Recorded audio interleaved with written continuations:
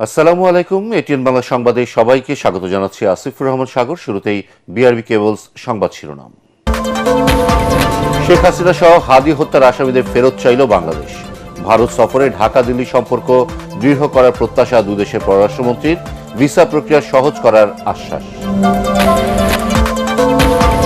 নিষিদ্ধই থাকছে আওয়ামী লীগের কার্যক্রম। সংসদে জুলাই যোদ্ধাদের সুরক্ষা ও দায় মুক্তি এবং সন্ত্রাস বিরোধী আইন পাস। শেখ মুজিবুর রহমানের পরিবারের নিরাপত্তা বিল বাতিল। সংসদে সরকার বিরোধী দলের তৃণমূল বিতর্ক। অন্তর্বর্তী সরকারের সময় ব্যাংক বিশ্ববিদ্যালয়ের দখল নিয়ে প্রশ্ন স্বরাষ্ট্রমন্ত্রী। বিএনপির বিরুদ্ধে দলীয়করণের অভিযোগ হাসনাত আব্দুল্লাহ। 24 ঘন্টায় হামের উপসর্গ নিয়ে 10 জনের মৃত্যু, আক্রান্ত প্রায় 1450। 20 এপ্রিল থেকে সারা দেশে শুরু হচ্ছে টিকা কার্যক্রম, জানালেন স্বাস্থ্যমন্ত্রী। এবং শর্ত সাপেক্ষে 2 সপ্তাহের জন্য যুদ্ধবিরতি ইরান আমেরিকার টানা 39 দিনের রক্তক্ষয়ী সংঘর্ষের আপাতত অবসান। শুক্রবার ইসলামাবাদে ওয়াশিংটন তেহরান আলোচনা। শুনছিলেন বিআরবি কেবলস সংবাদ শিরোনাম, এবার বিস্তারিত। পলাতক সাবেক প্রধানমন্ত্রী শেখ হাসিনা ও শহীদ ওসমান হাদি হত্যার আসামিদের ফেরত চেয়েছে বাংলাদেশ। দিল্লির হায়দ্রাবাদ হাউসে অনুষ্ঠিত ভারতের পররাষ্ট্রমন্ত্রী এস জয়শঙ্কর ও পররাষ্ট্রমন্ত্রী ডক্টর খলিলুর রহমানের দ্বিপাক্ষিক বৈঠকে এ বিষয়ে আলোচনা হয়। বৈঠকে জুলাই অভ্যুত্থানে মানবতা বিরোধী অপরাধের দায়ে ফাঁসির দণ্ডপ্রাপ্ত সাবেক প্রধানমন্ত্রী শেখ হাসিনা, সাবেক স্বরাষ্ট্রমন্ত্রী আসাদুজ্জামান খান কামাল ও ইনকিলাব মঞ্চের আহ্বায়ক ওসমান হাদির হত্যার আসামিদের ফেরত পাঠানোর দাবি পুনর্ব্যক্ত করে বাংলাদেশ। এছাড়াও ভারতের পেট্রোলিয়াম ও প্রাকৃতিক গ্যাস মন্ত্রী হরদীপ সিং পুরী ও জাতীয় নিরাপত্তা উপদেষ্টা অজিত দোভালের সঙ্গেও পৃথক বৈঠক করেন ডক্টর খলিলুর রহমান। এসব আলোচনায় বাংলাদেশের পক্ষ থেকে স্পষ্ট জানানো হয়, প্রধানমন্ত্রী তারেক রহমানের নেতৃত্বাধীন নতুন সরকার বাংলাদেশ ফার্স্ট নীতিতে বিশ্বাসী। আগামীতে পারস্পরিক আস্থা, সম্মান ও সমমর্যাদার ভিত্তিতে এগিয়ে যাবে বাংলাদেশের কূটনীতি। দুই দেশের পররাষ্ট্রমন্ত্রী পর্যায়ের বৈঠকে কয়েক সপ্তাহের মধ্যে বাংলাদেশিদের জন্য ভারতীয় ভিসা, বিশেষ করে চিকিৎসা ও ব্যবসায়িক ভিসা আরও সহজ করার আশ্বাস দিয়েছে ভারত। জ্বালানি সংকটে পাশে থাকায় ভারতকে ধন্যবাদ জানান বাংলাদেশের পররাষ্ট্রমন্ত্রী। একই সাথে ডিজেল ও সারের সরবরাহ বাড়ানোর অনুরোধ জানানো হলে এতে ইতিবাচকভাবে বিবেচনার আশ্বাস দিয়েছে পররাষ্ট্রমন্ত্রী এস জয়শঙ্কর। গণহত্যাকারী দল হিসেবে আওয়ামী লীগের কার্যক্রম নিষিদ্ধ রেখে সন্ত্রাস বিরোধী আইনের সংশোধনী বিল জাতীয় সংসদে পাশ হয়েছে। স্বরাষ্ট্রমন্ত্রী সালাউদ্দিন আহমদ বিলটি সংসদে উত্থাপন করলে কণ্ঠভোটে তা পাশ হয়। এছাড়াও এদিন জুলাই যোদ্ধাদের সুরক্ষা ও দায় মুক্তি দিয়ে জুলাই গণঅভ্যুত্থানের সুরক্ষা ও দায় নির্ধারণ বিল এবং শেখ মুজিবুর রহমানের পরিবারের সদস্যদের নিরাপত্তা রহিতকরণ বিল সংসদে পাশ হয়। বিস্তারিত জানাচ্ছেন ইয়াসিন রানা। আইনের মাধ্যমে স্থায়ী নিষেধাজ্ঞায় রূপ নিল আওয়ামী লীগের মিছিল, মিটিং, প্রচারণা, সমাবেশ সহ রাজনৈতিক কর্মকাণ্ড। অন্তর্বর্তী সরকারের জারি করা অধ্যাদেশ এখন সন্ত্রাস বিরোধী আইনের সংশোধনী পাশ হল সংসদে।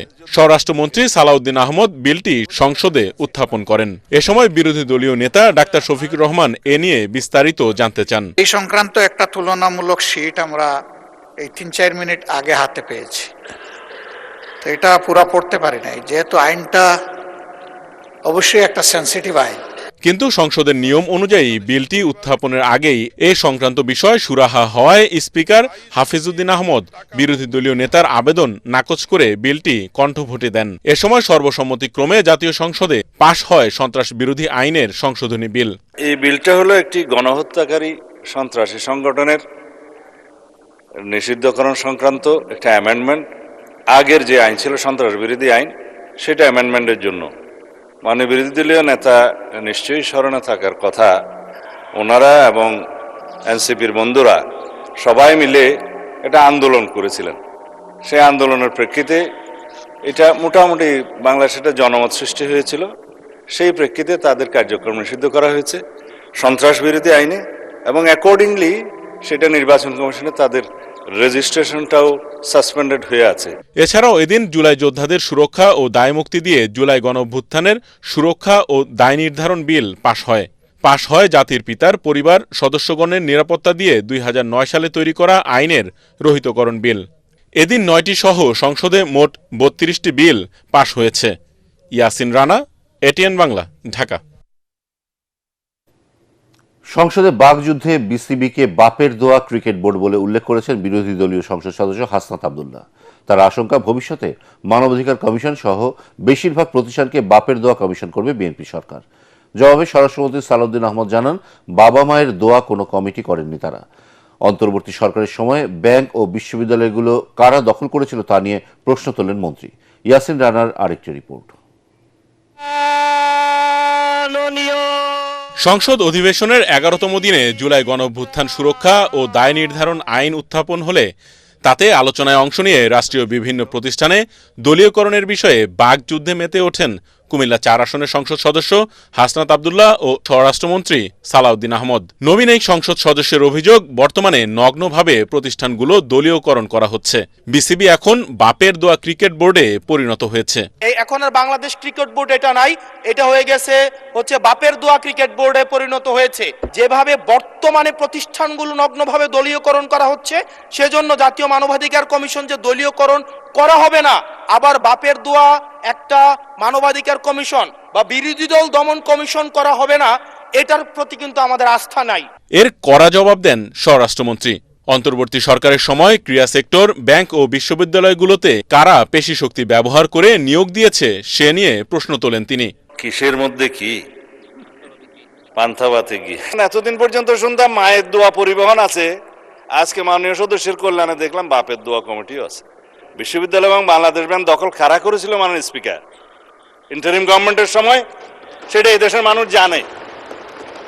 বাংলাদেশ ব্যাংক কাদের নেতৃত্বে কিভাবে বাংলাদেশের অর্থনৈতিক নৈরাজ্য সৃষ্টি করেছে, আমরা মনে করেছিলাম বাংলাদেশের অর্থনীতিটা পুনরুদ্ধার করার জন্য তারা কাজ করবে, বিপরীত করেছে। আমরা এখন সাফার করছি। এ সময় অন্যায়কারীদের ছাড় না দেওয়ার কথা জানান স্বরাষ্ট্রমন্ত্রী Salauddin Ahmad. Yasin Rana, ATN Bangla, Dhaka.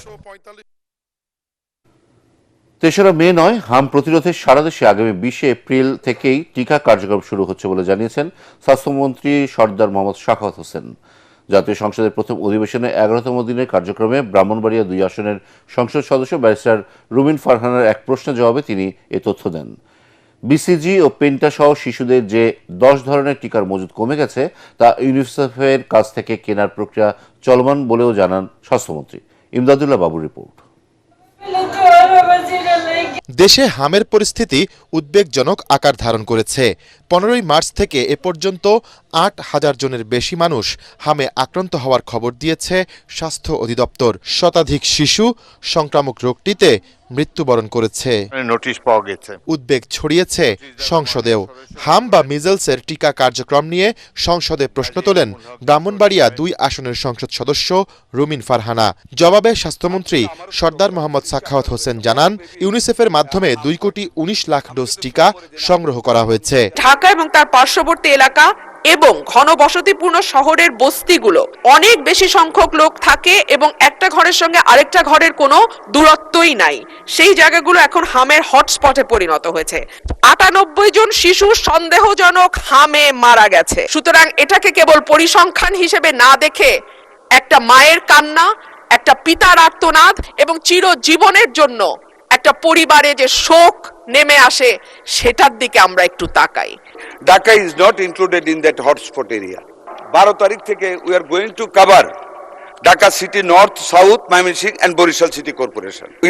We are expediting the vaccination program all over the country from 20th of this month. হাম কিন্তু আমারও ছোটবেলা হয়েছে, নিশ্চয়ই আপনারও হয়েছে। অল বেবি হাম হয়, কিন্তু মাননীয় সংসদ সদস্য, জাতিকে যদি আমরা খুব ভয় দেখিয়ে ফেলি তাহলে কিন্তু জাতি রোগাগ্রস্ত হয়ে যায়। ইপিআই শিডিউলের বেশ কয়েকটি গুরুত্বপূর্ণ টিকার সংকট দেখা দিয়েছে বলেও অভিযোগ করেন রুমিন ফারহানা। মাননীয় স্পিকার, আমাদের মন্ত্রী মহোদয় অত্যন্ত সেনসিটিভ হয়ে গেলেন। আমাদের মাননীয় মন্ত্রী বললেন, রোগীকে ভয়ে দেখাতে হয় না, সাহস দিতে হয়। আমি 300 জন সংসদ সদস্যের সামনে কথা বলছি, 300 জন হামের রোগীর সামনে তো মাননীয় স্পিকার আমি কথা বলছি না। 10 রোগের টিকার সংকট দেখা দিয়েছে দেশে। এরপরে কি হবে? সংসদ সদস্য সেনসিটিভ শব্দটা ইউজ করেছেন, কি কারণে আমি বুঝতে পারিনি। আমি তো ওনার প্রতিটা কথার জবাব দিয়েছি ওনাকে ইজ্জত করার স্বার্থে। আমাদের টিকার মজুদ আমরা 0 থেকে শুরু করেছি, দ্যাটস ভেরি ট্রু। বাট মাননীয় স্পিকার, বাই দ্যাট টাইম আমাদের হাতে আছে, আমাদের চেইন আছে, আমাদের টাকা আছে 604 কোটি টাকা। এই সপ্তাহের ভিতরে এডিবি থেকে সুইজারল্যান্ড হয়ে ইউনিসেফের কাছে চলে যাবে। ইউনিসেফ, ওয়ার্ল্ড হেলথ অর্গানাইজেশন এবং ওয়ার্ল্ড ব্যাংক তিনটা সংস্থা আমাদেরকে আপ্রাণ হেল্প করে যাচ্ছে বিগত সরকারের ব্যর্থতা থেকে আমাদেরকে শক্ত মজুদ দেওয়ার জন্য। আরেক প্রশ্নের জবাবে মন্ত্রী জানিয়েছেন, গ্রামীণ জনপদে মানুষের প্রাথমিক চিকিৎসা নিশ্চিতে পল্লী চিকিৎসকের আদলে নতুন কিছু করার পরিকল্পনা রয়েছে সরকারের। ইমদাদুল্লাহ বাবু, ATN বাংলা, ঢাকা। মধ্যপ্রাচ্যে যুদ্ধবিরতির ঘোষণার পরেও দেশে গ্রাহকদের মাঝে জ্বালানি তেলের আতঙ্ক কাটছে না। রাজধানীর ফিলিং স্টেশনগুলোতে গত কয়েকদিনের তুলনায় যানবাহনের দীর্ঘ লাইন দেখা গেছে। পাম্প সংশ্লিষ্টরা বলছেন, আতঙ্কিত হয়ে অতিরিক্ত তেল কেনার প্রবণতা বন্ধ না হলে সহজে ভোগান্তি কমবে না। বিস্তারিত জানাচ্ছেন তৌহিদুর রহমান নিশান। মধ্যপ্রাচ্যে সাময়িক যুদ্ধবিরতির ঘোষণা আসায় উদ্বেগ উৎকণ্ঠার কিছুটা অবসান হয়েছে। সেই সাথে বৈশ্বিক বাজারে কমেছে জ্বালানি তেলের দাম। বাংলাদেশে জ্বালানি তেলের দাম না বাড়লেও ভোক্তাদের আতঙ্ক দূর হচ্ছে না, যে কারণে বুধবার সকাল থেকে রাজধানীর ফিলিং স্টেশনগুলোতে গত কয়েকদিনের তুলনায় বেড়েছে গাড়ির চাপ। আরো বেশি না হলে তো 7 ঘন্টাও লাগার কথা নাই সকাল থেকে। আমি অসুস্থ মানুষ, রাত 3টার সময় আসার পরে শুনি যে পাম্প বন্ধ। এই রাতে এখানে ঘুমাইছি, কাল দুপুরে ভাত খাইছি। রাত্রের থেকে বলতেছে তেল নাই, কিন্তু তেল তাদের আছে, কিন্তু তারা তেল যে কোনো কারণবশত তারা সিন্ডিকেট করে তেলগুলাই করতেছে। দুপুর গড়ালেও তেলের গাড়ি না পৌঁছায় যেসব পাম্পে তেল দেয়া শুরু হয়নি, সেখানেও সারা রাত ব্যাপী অপেক্ষার পর অসুস্থ হয়ে গাড়িতে শুয়ে আছেন অনেক চালক।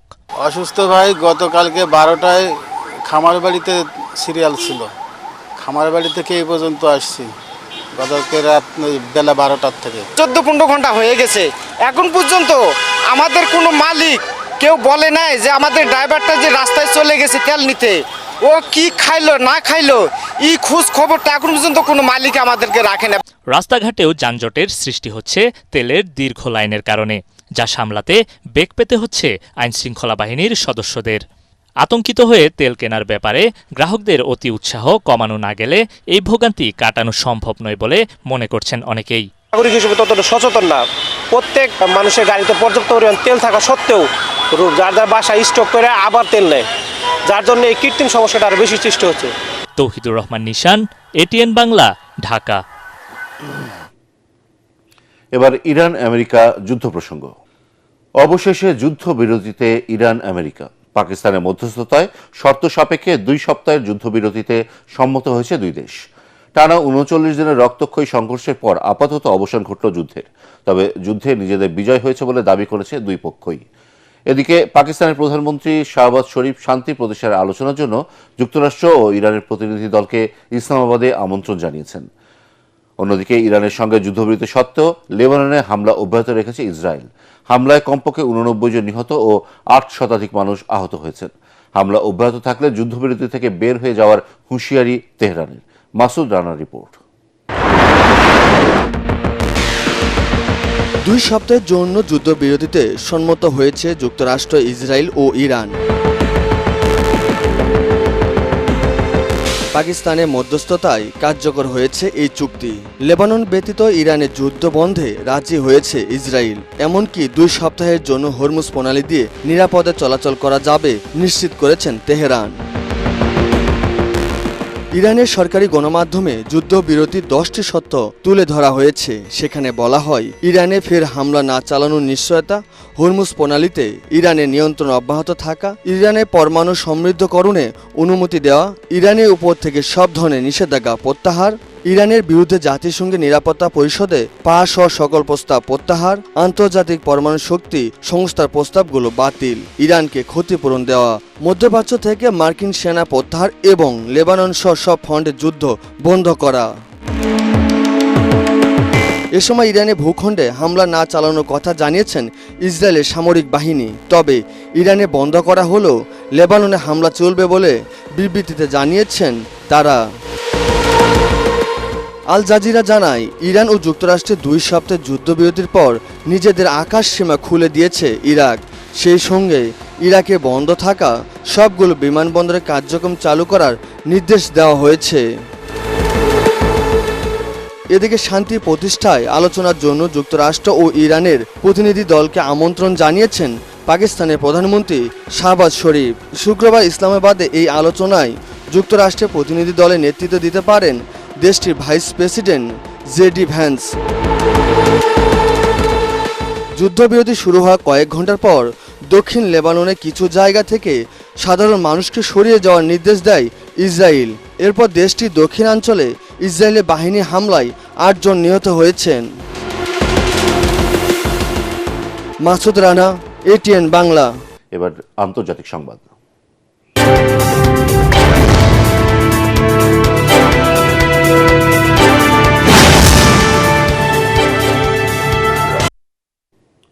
ভারতের পশ্চিমবঙ্গে বিধানসভা নির্বাচনের আগে চূড়ান্ত সংশোধিত তালিকা থেকে বাদ পড়েছে 91 লাখ ভোটারের নাম।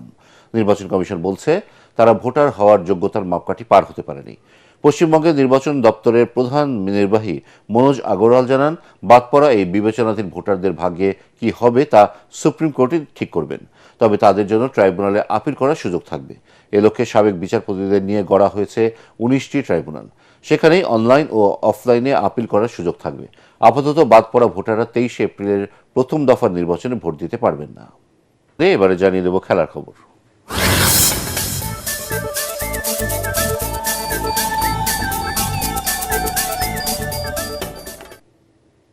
পুরুষ ও নারী ক্রিকেটারদের বেতন এবং ম্যাচ ফি বাড়িয়েছে Bangladesh cricket board BCB. Ad hoc কমিটির সভা শেষে নবনির্বাচিত সভাপতি তামিম ইকবাল এ কথা জানান। সেই সঙ্গে বিভিন্ন সাব কমিটি গঠন করে দায়িত্ব বন্টন করা হয়েছে। তবে ক্রিকেট অপারেশনসকে সবচেয়ে গুরুত্বপূর্ণ উল্লেখ করলেও কাউকে এর দায়িত্ব দেওয়া হয়নি। বোর্ড সিদ্ধান্ত নেবে বলে জানান বিসিবির নতুন সভাপতি। পরাগ আরমানের রিপোর্ট। তামিম ইকবালের নেতৃত্বাধীন বিসিবির অ্যাডহক কমিটির এটি দ্বিতীয় সভা, তবে আনুষ্ঠানিকভাবে প্রথম সভাও বলা যায়। বাংলাদেশের সঙ্গে 3 ম্যাচের ওয়ানডে এবং টি20 সিরিজ খেলতে আগামী 13 এপ্রিল ঢাকা আসবে নিউজিল্যান্ড ক্রিকেট দল। তাদের নিয়ে পরিকল্পনা সাজাতে এবং বিভিন্ন সাব কমিটি গঠনের লক্ষ্যে বিসিবির এই সভার আয়োজন করা হয়। ইলেকশনটাকে যত সুন্দরভাবে তাড়াতাড়ি করার জন্য, আর 3 মাস খুবই কম সময়ে আমাদের আছে। তো আমার কাছে যেটা ব্যক্তিগতভাবে মনে হয়েছে, ক্রিকেট অপারেশনস যে যারা কাজ করে তারা খুব প্রফেশনালি সুন্দরভাবে কাজ করছে। এই একটা জায়গায় এত সেন্সিটিভ যে ধরেন আমি একজনকে নিয়োগ করলাম বা থাকলাম, যে এসে যদি আমি আমার ইনপুটটা দিই, তো এই জিনিসটা একটা ডিস্টারবেন্ট হওয়ার চান্স থাকে। সো আমরা যে সিদ্ধান্ত নিয়েছি সবাই মিলে, যে ক্রিকেট অপারেশনে আমরা কাউকে এখন নিয়োগ দিব না। কোনো কিছু যদি আসে, কোনো ইনকোয়ারি যদি আসে ক্রিকেট অপারেশন থেকে, ওটা আমরা বোর্ডে বসে ডিসাইড করব। এদিকে ক্রিকেটারদের খেলার মাধ্যমেই বোর্ডের যত আয়, তাই পুরুষ ও নারী ক্রিকেটারদের বেতন এবং ভাতা বাড়ানোর সিদ্ধান্ত হয়েছে বিসিবির এই সভায়। টি20 ম্যাচের জন্য যেটা এখন পাবেন হলো 10,000 টাকা করে, ওয়ানডে ম্যাচের জন্য তারা পাবেন 15,000 টাকা করে, লঙ্গার ভার্সন 2 ডে 3 ডে 4 ডে এটার জন্য ওনারা পাবেন 20,000 টাকা করে। এতদিন মেন্স ক্রিকেটারদের এ ক্যাটাগরির স্যালারি ছিল 35,000 টাকা। যে কষ্টটা করে তাদেরকে মিনিমাম জিনিসটা আমাদের করে দেওয়া উচিত। তো আমরা যেটা আজকে প্রুভ করেছি, A category from now they will receive 65,000, B category they will receive 50,000, C category will receive 40,000। আগের সভাপতি আমিনুল ইসলাম বুলবুলের কমিটির বিপক্ষে বিদ্রোহ করে প্রিমিয়ার লিগ এবং অন্যান্য লিগে অংশ নেয়নি বিভিন্ন লিগে খেলা 47টি ক্লাব। সেই সমস্যা সমাধানে ক্লাবগুলির সঙ্গে আলোচনা করে শিগগিরই দলবদলের তারিখ ঘোষণা করা হবে বলে জানান বিসিবির নবনির্বাচিত সভাপতি তামিম ইকবাল। পরাগ আরমান, ATN বাংলা, ঢাকা।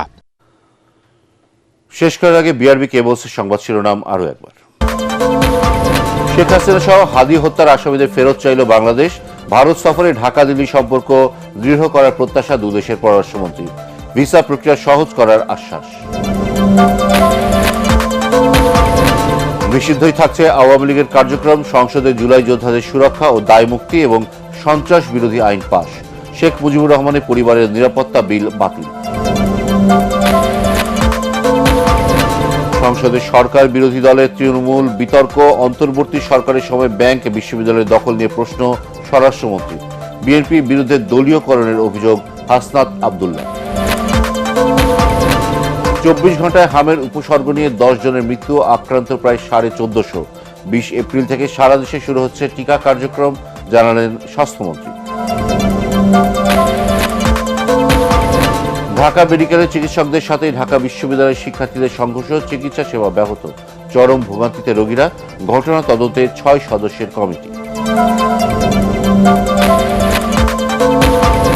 এবং শর্ত সাপেক্ষে 2 সপ্তাহের যুদ্ধবিরতিতে ইরান আমেরিকা টানা 39 দিনের রক্তক্ষয়ী সংঘর্ষের আপাতত অবসান। শুক্রবার ইসলামাবাদে ওয়াশিংটন তেহরান আলোচনা। পরবর্তী সংবাদ দেখার আমন্ত্রণ জানিয়ে এখনকার মতো শেষ করছি। ATN বাংলা সংবাদ ইউটিউবে দেখতে ব্রাউজ করুন youtube/ATN বাংলা।